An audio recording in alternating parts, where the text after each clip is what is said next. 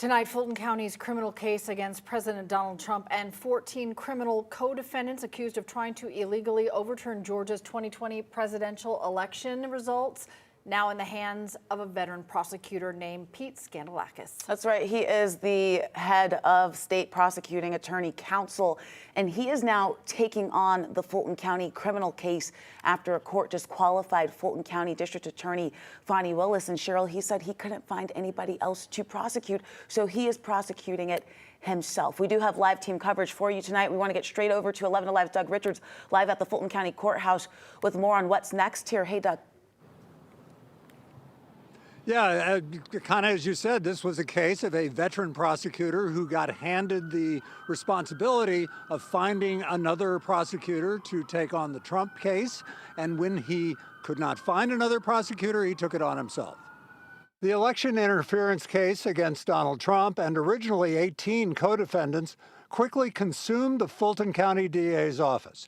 When DA Fani Willis was forced off the case after engaging in a relationship with then Special Prosecutor Nathan Wade, veteran prosecutor Pete Skandalakis, who led the state's prosecuting attorneys council, had to find a replacement. The only volunteer he says he could find was himself. I'm glad I'm not Pete. I don't envy his job at all. Former DeKalb County DA Robert James says Skandalakis will have to analyze 8 terabytes plus more than 100 boxes of evidence against Trump and his remaining 14 co-defendants from an office ill-staffed for such a job. That DA is going to need a staff of several other attorneys. Not just one or two, but several other attorneys, a staff of paralegals, a staff of investigators, a staff of people that are purely administrative. And that's just to get through the review competently. It's still unclear how that would be funded. The state government funds the Prosecuting Attorneys Council that Skandalakis leads now. Former Gwinnett DA Danny Porter told us he thinks Skandalakis may have to eliminate the racketeering charges that brought so many of the co-defendants into one courtroom. If it was me, I would break it down into multiple indictments. And the final case would be against the most serious defendants. The indictment as it is, it's too unwieldy to trial. Skandalakis himself declined requests for comment. It's worth noting that he had the power to dismiss the case against all those defendants today by not naming another prosecutor. He said in a statement that he thought that the case was too important to just dismiss in that fashion. That's not to say that the case won't go away in some other way, but at least he says he will have an opportunity to review it and try to see what a court can make of it before anything else happens. We are live at the Fulton County Courthouse tonight. Doug Richards, 11 Alive News. All right, Doug, thank you. So that is the next step for now. Our team coverage continues now with the co-host of the Georgia Vote, Zach Merchant.